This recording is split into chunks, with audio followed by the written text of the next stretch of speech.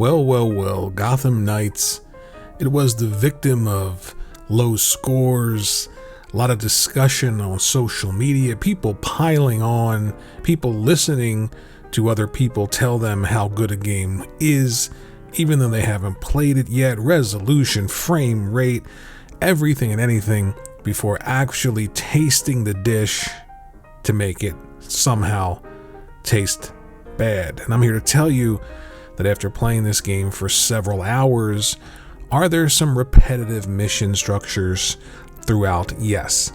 Are there some sort of side things that you have to do in order to attain certain abilities that are a bit repetitive?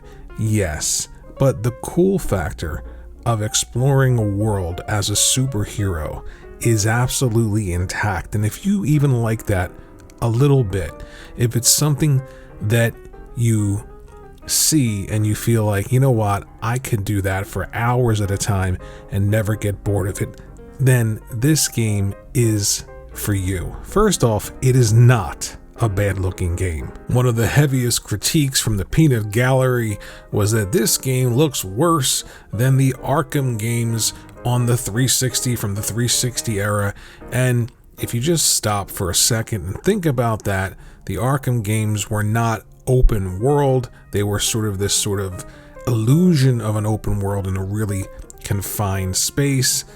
And they didn't allow for co-op, and they certainly didn't allow for 4-player co-op. This game allows for 2-player untethered co-op anywhere in the open world, and 4-player co-op that is tethered. So right off the bat, you're getting a bigger world to explore and use all of these really cool gadgets in. It's set up in a way where there are these really big story-driven events that you can go to and are written extremely well. The story is very, very good, and the events that unfold in those are really, really good. And in between, there are these events happening, these crimes occurring that you can sort of drop in on, and those are the things that get repetitive. You'll see people breaking into cars over and over and over again, breaking into banks. So you do that and you get experience and you unlock things. Would it be great if all of the skills like gliding were unlocked at the beginning? Yes. But I guess it's a way for them to get you to sort of keep progressing. And maybe that is a bit repetitive, but it's just so cool to do these things in this world as these heroes. And what's great about it is no matter who you choose, I'm playing through this game as Batgirl. As I progress and as I upgrade all of her skills, the other characters, even the ones that I'm not using any of them except Batgirl, all of those progress with you. So you can mix and match at any point in time and not feel lower powered compared to the character that you've been using, which is great. Also, when I'm done with this game, which I'm not, I'm going to go through again and play as the next character, maybe Robin, then maybe Nightwing, then maybe Red Hood. All of them have different ways to traverse through this large open world, and the gameplay feels different. It's almost like 4 different games. If you're into superheroes, if you're into this type of game, if you love the Arkham games, this game is very, very good and extremely fun. One thing I think could be better is the map and the UI and finding certain events on it. There's so much to do sometimes that you don't know where to go, or there's so many things on the map that it's hard to track, but that's where the exploration comes in. So I literally just have this gameplay here. I'm finding collectibles like I am right here. They're scattered throughout the world, and I'm just exploring. And as I explore, I use the sonar to find different things happening. I might go stop a crime, I might go to a story mission, or I might just drive around on the bike, which is really, really fun to use as well.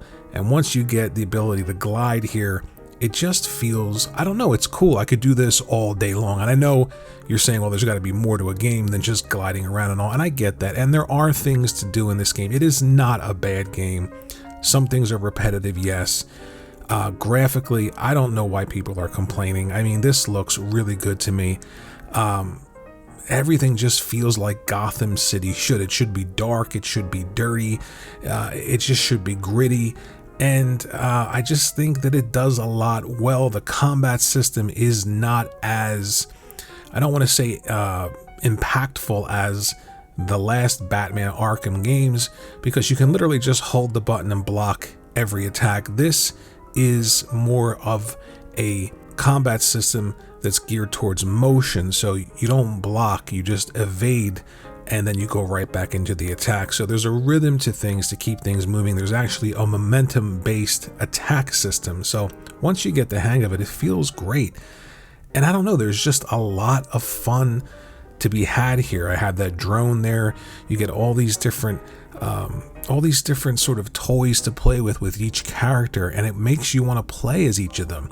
I personally want to go through this game as one character, do everything with that character, and then maybe go to another character. So there's a lot to do if you're a fan of superhero games. There's not much more to say. I mean, the game pretty much will sell itself to fans of this particular genre.